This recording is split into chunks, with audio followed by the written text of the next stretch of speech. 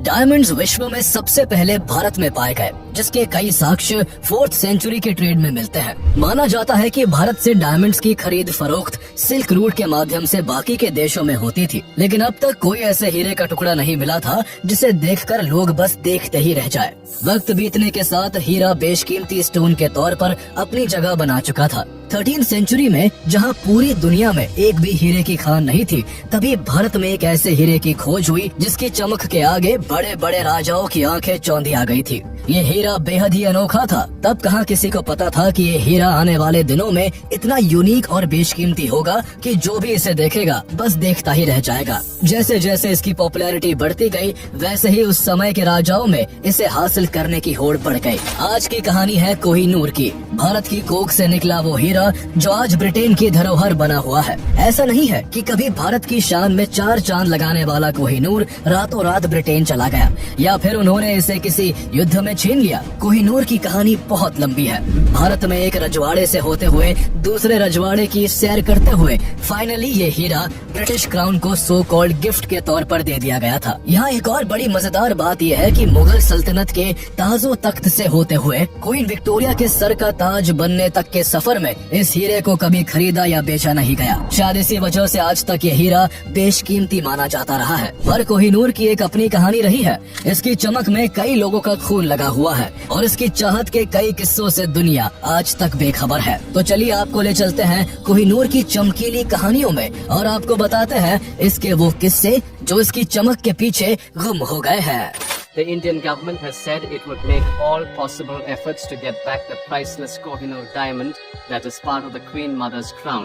मलिक काफूर ने उस मंदिर को डिस्ट्रॉय करके वहाँ से लिया है। This incredible jewel has not just been passed down through generations. It's been stolen. It's been fought over. It's gone through all manner of chicanery and skullduggery to get it to its current point. The diamond, are you ever going to return it? I don't think. But accepting the fact that the diamond was taken away by force. Give it back to India. I don't see why an Indian child from India has to travel all the way to the UK to look at it and to pay for it. Kohinoor के origin के बारे में कई तरह की कहानियां प्रचलित है। ऐसी एक कहानी के अनुसार इस हीरे को करीब 5000 साल पहले जामवंत जी ने भगवान श्री कृष्ण को दिया था। महाभारत काल में इस हीरे को सैनमंतक मणि के नाम से जाना जाता था। लेकिन इसके बारे में कहानी यही खत्म नहीं होती। जहाँ कोहिनूर को महाभारत काल का बताया जाता है, तो वहीं ये भी कहा जाता है कि इस हीरे को 3200 साल पहले एक नदी में पाया गया था। खैर सच्चाई जो भी हो, लेकिन आज तक इस हीरे की ओरिजिन के बारे में एक्यूरेट और वैलिड इंफॉर्मेशन जुटाई नहीं जा सकी है। कोहिनूर अपने खोजे जाने के वक्त दुनिया का सबसे बड़ा डायमंड था और उसका कुल वजन 793 कैरेट्स के आसपास था। बाद में इस हीरे को कई बार तराशा गया है, जिसकी वजह से इसका वजन घटकर 105.6 कैरेट के आसपास रह गया है। हालांकि कई बार तराशे जाने के बावजूद कोहिनूर अब भी दुनिया के सबसे बड़े तराशे हुए हीरों में से एक बना हुआ है। कई दावों के हिसाब से कोहिनूर की कहानी 13th सेंचुरी में शुरू होती है, जब आज के आंध्र प्रदेश में काकतीय डायनेस्टी का राज था। उन्हीं दिनों वहाँ के गोलकोंडा में कोयले की खदानें थी, जिनकी खुदाई की जा रही थी। यही के कोल्लूर माइंस में कोहिनूर की खोज हुई। कोहिनूर के खोजे जाने के वक्त भारत में राजा महाराजाओं का दौर हुआ करता था, इसलिए जब भी कोई बेशकीमती चीज खोजी जाती उसे राजा के पास पहुंचा दिया जाता था। इसी तरह कोहिनूर के मिलते ही उसे काकतीय डायनेस्टी के राजा के पास पहुंचा दिया गया। राजा इसकी सुंदरता और चमक से बेहद प्रभावित हुए और इस हीरे को उन्होंने अपनी कुल देवी भद्रकाली की बाई आंख में लगवा दिया। जल्दी ही इसकी चर्चा पूरे भारत में होने लगी और इसकी खबर दिल्ली सल्तनत के राजा अलाउद्दीन खिलजी के पास भी पहुंची। उन दिनों खिलजी अपने एम्पायर के एक्सपेंशन के बड़े सपने देख रहा था और भारत के दक्षिणी हिस्से में भी अपने राज्य का विस्तार करना चाहता था। कुछ महीनों बाद मलिक काफूर की कमांड में खिलजी की सेना ने काकतीय डायनेस्टी पर हमला कर कोहिनूर को लूट लिया, जिसके बाद कोहिनूर अलाउद्दीन खिलजी के पास आ गया और दिल्ली सल्तनत का हिस्सा बन गया। आगे चलकर खिलजियों को हराकर तुगलकों ने दिल्ली सल्तनत पर अपना कब्जा जमा लिया। तब तक कोहिनूर इतना पॉपुलर हो गया था कि जब भी कोई राजा दूसरे को हराता, वो हारने वाले राजा से कोहिनूर ले लेता। इसी तरह कोहिनूर भी खिलजियों से होकर तुगलकों के पास चला गया। तुगलकों के पास पहुंचने के बाद कोहिनूर फिरोज शाह तुगलक के पास आ पहुंचा। आगे चलकर तुगलकों से होते हुए कोहिनूर मालवा के राजा होशंग शाह शाह के हाथों में आ गया। मालवा का राजा बनने के बाद होशंग शाह अपने पड़ोसी राज्य ग्वालियर को जीतना चाहता था। उस समय ग्वालियर पर तोमर राजा डोंगरेंद्र सिंह शासन कर रहे थे। होशंग शाह ने मौका पाते ही ग्वालियर पर अटैक कर दिया, लेकिन वो डोंगरेंद्र सिंह से बुरी तरह हार गया। अपनी जान बचाने के लिए होशंग शाह ने कोहिनूर समेत अपनी सारी संपत्ति डोंगरेंद्र सिंह को सौंप दी। इस घटना का जिक्र बाबर नामा में भी मिलता है, जो इस हीरे का फर्स्ट डॉक्यूमेंटेड प्रूफ भी है। डोंगरेंद्र सिंह से होते हुए ये हीरा अंतिम तोमर शासक राजा विक्रमादित्य के पास पहुंच गया। उस समय तक दिल्ली सल्तनत की सत्ता इब्राहिम लोधी के हाथों में आ गई थी। इब्राहिम लोधी ने भी कोहिनूर के बड़े चर्चे सुन रखे थे, इसलिए उसने अपने साम्राज्य का विस्तार करने और इस हीरे को पाने के लिए ग्वालियर पर अटैक कर दिया। इस युद्ध में राजा विक्रमादित्य की हार हुई। हार के बाद राजा विक्रमादित्य को कोहिनूर समेत अपनी सारी संपत्ति इब्राहिम लोधी के आगरा किले में रखनी पड़ी। लेकिन इब्राहिम लोधी की जीत की ये खुशी ज्यादा दिनों तक टिक नहीं पाई और केवल 1 साल बाद ही उसे अपनी सत्ता और कोहिनूर दोनों को बाबर के हाथों गंवाना पड़ा। दरअसल उस दौरान बाबर दिल्ली पर राज करने के सपने संजोए 1519 से ही भारत पर कई बार आक्रमण कर चुका था, लेकिन उसे हर बार यहाँ से हार कर लौटना पड़ता था। 1526 में बाबर ने एक बार फिर से भारत पर आक्रमण किया। इस बार उसकी लड़ाई इब्राहिम लोधी के साथ पानीपत में हुई। कई दिनों तक चले इस घमासान युद्ध में इब्राहिम लोधी मारे गए। इस तरह कोहिनूर बाबर के कब्जे में आ गया। बाबर ने कोहिनूर से प्रभावित होकर अपनी ऑटोबायोग्राफी बाबर नामा में इसकी खूब चर्चा की। उसने कोहिनूर की तारीफ करते हुए लिखा कि ये हीरा इतना बेशकीमती है कि इसकी कीमत से पूरी दुनिया को एक दिन का खाना खिलाया जा सकता है। हालांकि बाबर ने बाबर नामा में इस हीरे का नाम कहीं भी कोहिनूर मेंशन नहीं किया था, जिससे ये साफ होता है कि इस हीरे का नाम उस समय तक कोहिनूर नहीं था। बाबर के बाद हुमायूं मुगल डायनेस्टी का अगला राजा बना और सत्ता के साथ कोहिनूर भी उसके पास आ गया। सत्ता मिलने के कुछ साल बाद ही हुमायूं का एम्पायर बिखरने लगा। उसके छोटे भाइयों ने ही उसके खिलाफ विद्रोह कर दिया, जिस कारण उसे अपना एम्पायर अपने भाइयों के बीच बांटना पड़ा। अपने भाइयों से निपटने के बाद उसने अपने एम्पायर को यूनाइट करना स्टार्ट ही किया था कि उस पर अफगान शासक शेर शाह सूरी ने अटैक कर दिया। 2 सालों में दोनों के बीच चौसा और कन्नौज में 2 बैटल लड़ी गई। दोनों ही बार हुमायूं को मुंह की खानी पड़ी और उसे अपना सब कुछ छोड़कर ईरान भागकर राजा तहमास्प के यहाँ शरण लेनी पड़ी। तहमास्प ने उसका स्वागत करते हुए कई सालों तक उसे अपने संरक्षण में रखा। उनके इस व्यवहार से खुश होकर हुमायूं ने कोहिनूर उनको उपहार में सौंप दिया। इस तरह कोहिनूर पहली बार भारत से बाहर ईरान पहुंच गया। ईरान के राजा तहमास्प के पास कोहिनूर लगभग 3 सालों तक रहा। इसके बाद कोहिनूर एक बार फिर से भारत लौट आया। जहाँ अब तक कई राजाओं ने कोहिनूर को हथियाने के लिए हजारों लाशें बिछा दी थी, तो वही राजा तहमास्प की इसमें कोई खास दिलचस्पी नहीं थी। इसलिए उन्होंने इसे अहमदनगर के राजा और अपने गहरे दोस्त निजाम शाह को गिफ्ट कर दिया, जो कोहिनूर के दीवाने थे। भारत आने के बाद कोहिनूर कुछ सालों तक निजाम शाह के पास रहा और फिर उनसे होते हुए गोलकुंडा के राजा कुतुब शाह के पास पहुंच गया। साल 1656 में ये हीरा किसी तरह कुतुब शाह के प्रधानमंत्री मीर जुमला के हाथ लग गया, जिसका इस्तेमाल उसने शाहजहां के करीब जाने के लिए किया। शाहजहां को आकर्षक चीजों का बहुत शौक था। इसी शौक के चलते उसने पीकॉक थ्रोन बनवाना शुरू किया। कहा जाता है कि इस पीकॉक थ्रोन को बनवाने में शाहजहां ने ताजमहल से भी 2 गुना खर्चा किया था। उसने सिंहासन में कई तरह के डायमंड, गोल्ड और बेशकीमती स्टोन्स लगवाए और कोहिनूर को इस थ्रोन के सबसे ऊपरी हिस्से में जगह दी। लेकिन उस सिंहासन पर शाहजहां ज्यादा वक्त तक नहीं बैठ पाया और आगे चलकर उसके ही बेटे औरंगजेब ने उसे अरेस्ट करवाकर जेल में डलवा दिया। औरंगजेब ने अपने पिता की सत्ता हथियाने के साथ साथ कोहिनूर को भी हड़प लिया। औरंगजेब कोहिनूर को देखने के बाद इससे बहुत आकर्षित हुआ और उसने इसे और भी अट्रैक्टिव बनाने के लिए एक मशहूर जौहरी को इसे तराशने का काम सौंप दिया। लेकिन तराशने के दौरान कोहिनूर का काफी हिस्सा टूट गया, जिससे ये 793 कैरेट की जगह महज 186 कैरेट का रह गया। औरंगजेब को जब इसकी खबर लगी तो वो बहुत गुस्सा हुआ और उसने उस जौहरी पर भारी भरकम जुर्माना लगाकर इसे अपने खजाने में रखवा दिया। जहाँ कोहिनूर अपनी चमक के लिए मशहूर था, तो वही इसके बारे में ये भी कहा जाता है कि इस हीरे को जिसने भी अपने पास रखा, उसने शुरुआत में हर जगह जीत का परचम लहराया, लेकिन बीतते समय के साथ ये हीरा ही उसकी बर्बादी का कारण बना। आने वाले सालों में लोगों ने इसे सच होते हुए भी देखा। खोजे जाने के बाद से ये हीरा जिस भी राजा के पास गया, उसका एम्पायर बहुत तेजी के साथ बिखर कर बर्बाद हो गया।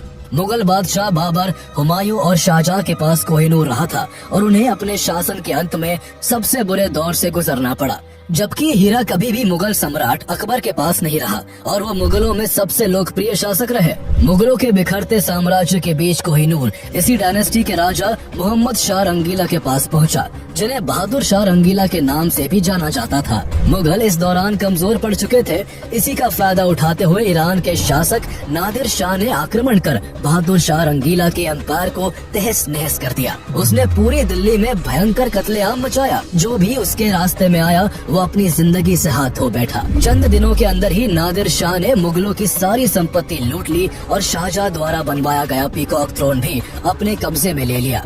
लेकिन अब तक उसे वो कोहिनूर नहीं मिला था जिसकी चमक के चर्चे उसने सुन रखे थे। दरअसल कोहिनूर उसके हाथ अभी तक इसलिए नहीं लगा था क्योंकि बहादुर शाह रंगीला उसे अपनी पगड़ी में छुपा कर रखता था। नादिर शाह को जब इस बात की खबर लगी तो उसने इसे हासिल करने के लिए बहादुर शाह से अपनी जीत की खुशी मनाने के लिए एक दूसरे की पगड़ी पहनने को कहा। बहादुर शाह जो पहले ही जंग हार चुके थे वो अब नादिर शाह की बात ना मानकर अपनी जिंदगी नहीं गंवाना चाहते थे, इसलिए उन्हें अपनी पगड़ी उतारने के लिए मजबूर होना पड़ा। जैसे ही बहादुर शाह ने अपनी पगड़ी निकाली, हीरा जमीन पर गिर पड़ा। जमीन पर गिरते ही उसकी रोशनी चारों तरफ फैल गई। इसे देखकर नादिर शाह चंबे में पड़ गया और उसके मुंह से कोहिनूर शब्द निकल पड़ा, जिसका मतलब था माउंटेन ऑफ लाइट। तब से ही ये हीरा कोहिनूर के नाम से जाना जाने लगा।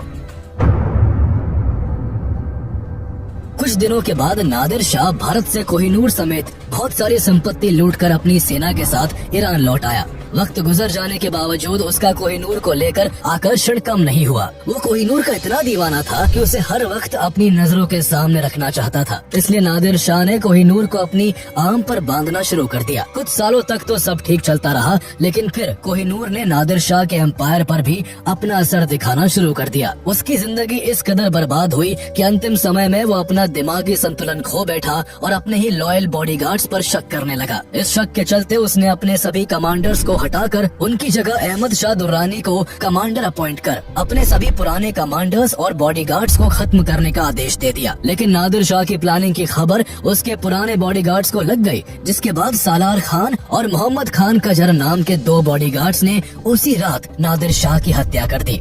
आगे चलकर नादिर शाह के फाइनेंशियल ऑफिसर मोहम्मद काजिम मारवी ने अलम अराए नादरी नाम से एक किताब लिखी, जिसमें इस हीरे का नाम कोहिनूर मेंशन किया गया था, जो इस हीरे का कोहिनूर नाम होने का फर्स्ट वैलिड सोर्स है। नादिर शाह की मौत के बाद उसके एम्पायर पर अहमद शाह दुर्रानी का कब्जा हो गया और वो कोहिनूर को ईरान से अफगानिस्तान ले गया। इस तरह कोहिनूर भारत से ईरान और फिर अफगानिस्तान पहुंच गया। इसके बाद अफगानिस्तान में ही अहमद शाह दुर्रानी के ही वंशज शाह शुजा दुर्रानी के पास कोहिनूर आ गया। बदलते वक्त के साथ राज सिंहासन बदल जाते, कोहिनूर पर मालिकाना हक रखने वाले राजा बदल जाते, लेकिन एक चीज जो नहीं बदलती थी तो वो थी कोहिनूर की चमक और उसको लेकर लोगों का आकर्षण। एक बार शाह शुजा की पत्नी वफा बेगम से किसी ने कोहिनूर की प्राइस प्रेडिक्शन करने का कहा। बेगम ने इसका जवाब देते हुए कहा कि अगर 4 ताकतवर पहलवानों से चारों दिशाओं में एक एक पत्थर फेंकवाया जाए और एक पत्थर आकाश की ओर उछाल दिया जाए, इसके बाद 5 पत्थरों ने जितना डिस्टेंस तय किया उस डिस्टेंस को अगर गोल्ड से भर दिया जाए तो भी उस पूरे सोने की कीमत कोहिनूर जितनी नहीं हो सकती। बेगम की इस बात से कल्पना की जा सकती है कि आखिर कोहिनूर क्यों इतना प्राइसलेस और पॉपुलर था। सत्ता और कोहिनूर को पाने के बाद शुरू में शाह शुजा दुर्रानी के शासन काल में सब ठीक चल रहा था।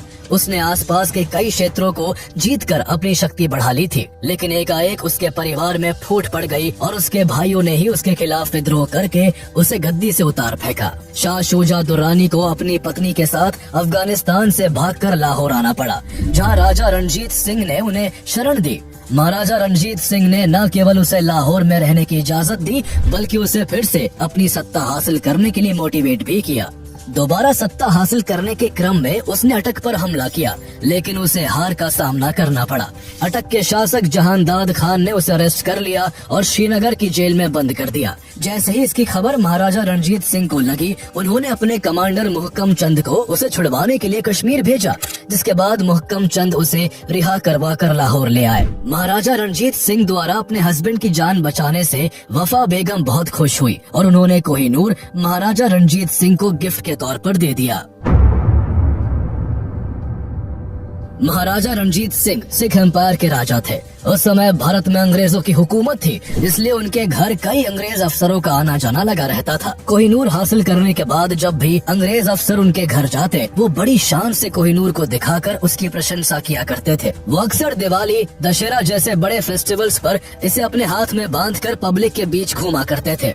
कोहिनूर उन्हें इतना प्यारा था कि वो कई बार युद्ध के दौरान भी इसे अपने साथ ले जाया करते थे। शुरुआती दौर में जब कोहिनूर महाराजा रणजीत सिंह के पास आया था तो उन्होंने कई महत्वपूर्ण लड़ाई जीती थी, लेकिन ये उनकी जिंदगी में आने वाले भूचाल के पहले की शांति थी। वक्त के साथ साथ कोहिनूर महाराजा रणजीत सिंह पर भी अपना असर दिखाना शुरू कर चुका था।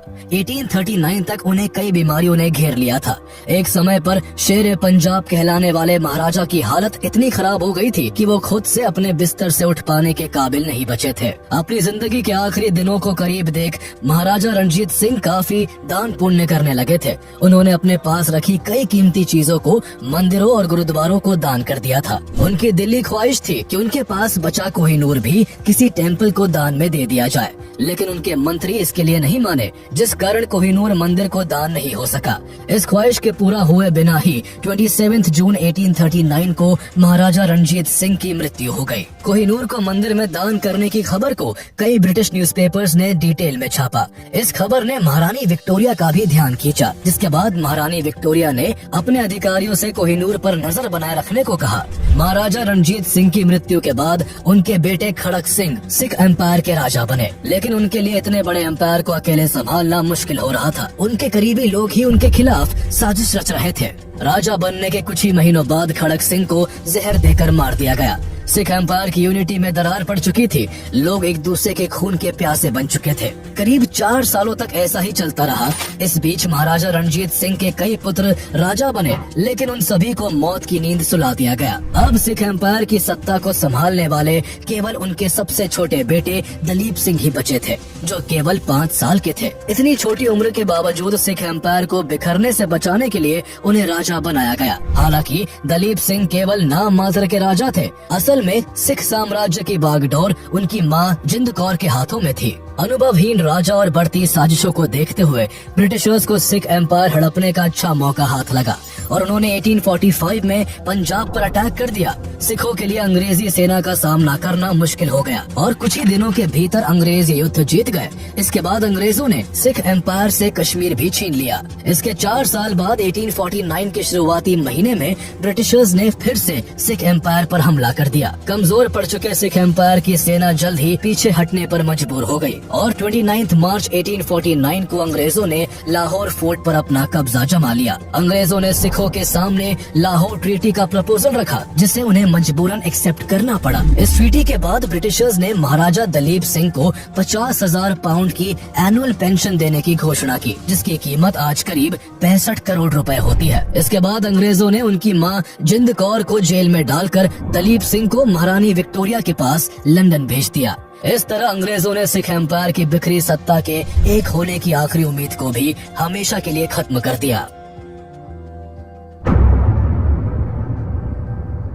सिख एम्पायर को हड़पने के बाद governor general Lord Dalhousie Kohinoor को लेने खुद लाहौर फोर्ट आए थे। यहाँ से कोहिनूर को हासिल करने के बाद उन्होंने इसे 6 अप्रैल 1850 को एक शिप से महारानी विक्टोरिया के पास ब्रिटेन भेज दिया। कोहिनूर को ब्रिटेन ले जाने वाली शिप को रास्ते में कई मुश्किलों का सामना करना पड़ा था। जब शिप बीच समुद्र में था, उसी समय एक तेज तूफान के कारण जहाज एकदम डूबने के करीब पहुंच गया था। किसी तरह करीब 3 महीने बाद शिप 29 जून 1850 को ब्रिटेन पहुंचा। इसे इतना सीक्रेटली ब्रिटेन भेजा गया था कि शिप पर सवार एक भी इंसान को इस पर कोहिनूर के होने की खबर तक नहीं थी। इसके बाद कोहिनूर को महारानी विक्टोरिया के पास पहुंचा दिया गया। बाद में जब इसकी खबर पब्लिक को लगी तो लोग इसे देखने के लिए उत्साहित होने लगे। लोगों की भारी डिमांड के बाद इसे 3 साल बाद पब्लिक को दिखाने के लिए लंदन के क्रिस्टल पैलेस में रखा गया। इसे देखने के लिए लंदन में भारी भीड़ उमड़ पड़ी। कहा तो यहाँ तक गया कि लंदन में इससे पहले इतनी भीड़ कभी नहीं देखी गई थी। थी। लेकिन जब वहाँ की जनता ने कोहिनूर को देखा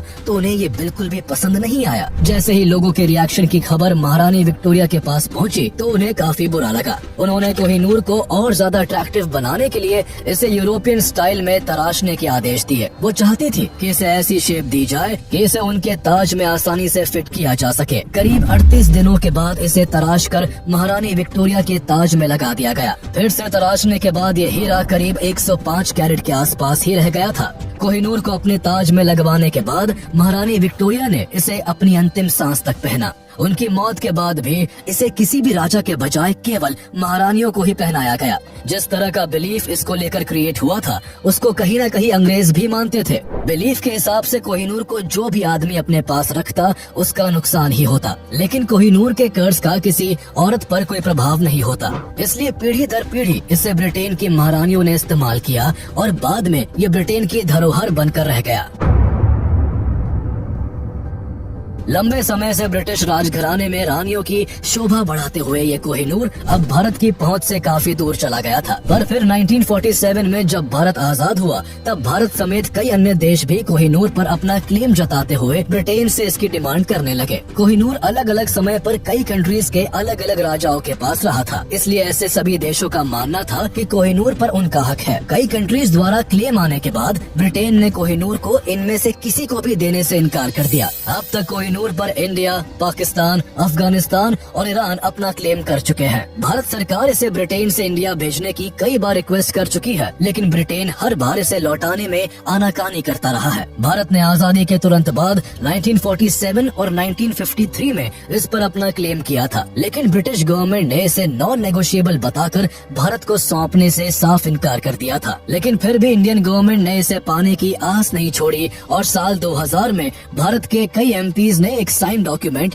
ब्रिटेन को भेजकर कोहिनूर को वापस भारत को लौटाने की मांग की। लेकिन हर बार की तरह इस बार भी भारत को निराशा ही हाथ लगी। ब्रिटेन ने ये कहते हुए भारत की इस मांग को ठुकरा दिया कि कोहिनूर अलग अलग समय में अलग अलग देशों का हिस्सा रहा है, लेकिन अब ये करीब 150 सालों से ब्रिटिश हेरिटेज का हिस्सा है, इसलिए इसे भारत को नहीं लौटाया जा सकता है। इस घटना के 15 साल बाद 2015 में शशि थरूर को एक स्पीच के लिए ऑक्सफोर्ड यूनिवर्सिटी बुलाया गया। उस स्पीच में उन्होंने 200 सालों में भारत से लूटी गई संपत्तियों के लिए ब्रिटिशर्स को खूब क्रिटिसाइज किया था। इस दौरान उन्होंने कोहिनूर और अन्य भारतीय धरोहरों का भी जिक्र किया जो अब ब्रिटेन के पास है। इसके एक साल बाद 2016 में एक एनजीओ ने सुप्रीम कोर्ट में एक पिटीशन फाइल की, जिसमें भारत सरकार से ब्रिटेन द्वारा चुराए गए कोहिनूर को वापस भारत लाने के बारे में कई सवाल पूछे गए थे। बाद में जब इस केस की हियरिंग हुई तो उसमें इंडियन गवर्नमेंट को सॉलिसिटर जनरल रंजीत कुमार ने रिप्रेजेंट किया था। हियरिंग में उनका कहना था कि ब्रिटेन ने कोहिनूर को सिख एम्पायर के राजा दलीप सिंह से एक ट्रीटी के तहत हासिल किया था। उनके इस तर्क के आधार पर सुप्रीम कोर्ट ने ब्रिटेन द्वारा कोहिनूर को चोरी करने की बात को खारिज कर दिया।